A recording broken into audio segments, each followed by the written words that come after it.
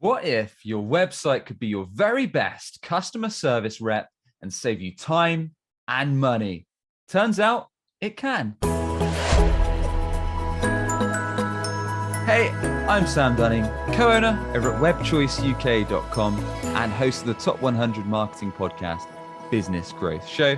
If you haven't yet, check out my weekly email where I'm sharing actionable web and marketing tips, useful podcasts, free guides, bonus goodies, and much, much more each and every Monday.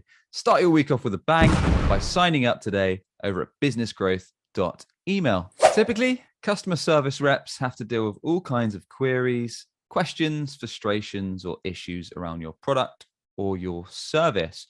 They'll be dealing with them via phone call or via email, and it might take up a bunch of their time, or it might take up a bunch of your time if you're a solopreneur running your own company.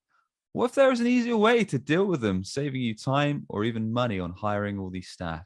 Turns out you can use your website to make your life easier and save you on time and money. So let's share exactly how you can do it. So what you want to do is get together with whoever deals with the customer service for your company and put together a list. So this could be a Google Doc, it could be a Word doc, it could be a spreadsheet, whatever the heck you want to do.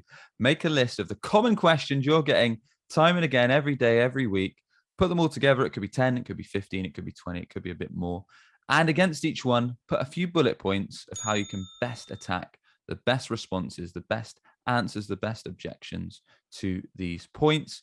Once you've got your comprehensive list together, now I'm going to share how your website can help you. So what you could consider is having a knowledge base, maybe a knowledge hub, maybe a resources tab under one of the main menu navigations on your website. And under that could be a list of different options, and we'll go through some of those now. So the first one could be FAQs, so frequently asked questions, where you quite literally have a list of these questions that you've laid out. Maybe each one is on a drop down, so you click the query and then a detailed response shows. So that way the customer can literally go to that part of the site, see if the question is there, get their answer, job done, on to the next one. Saves you a call or saves you email. Next up, you could have video guides or video walkthroughs. Now, this is going to be a bit more time and effort, as you'll have to record it at home, maybe on your webcam, or maybe you record it on site, depending on the complexity of your solution or your product.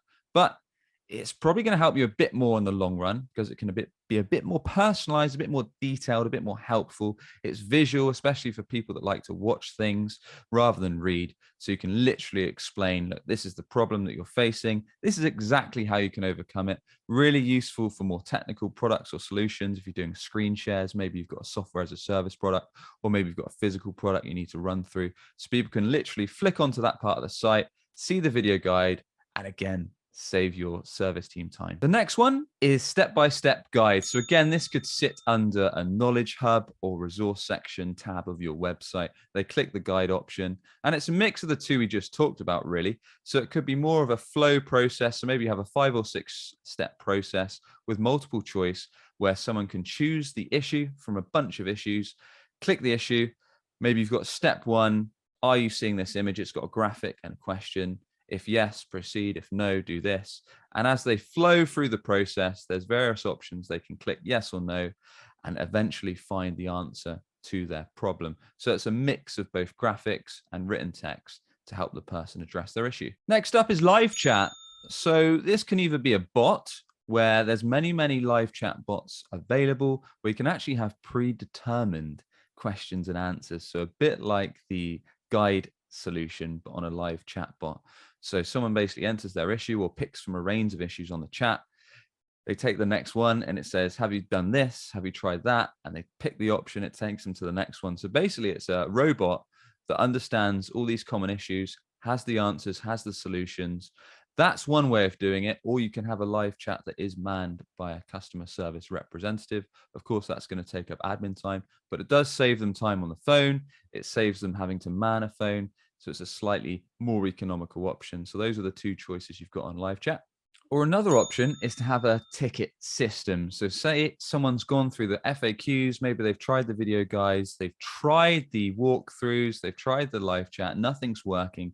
So you present the option to raise a ticket where they can put in their exact issue, They'll explain that they haven't found the answer on the site, and then that will get sent through to your customer service team as a last resort so they can check it out and give them an email response. So not only will these tips save you time and possibly money on customer service and make your website a useful, helpful resource to build trust with your customers and also delight them because it's going to give them the answers that they need.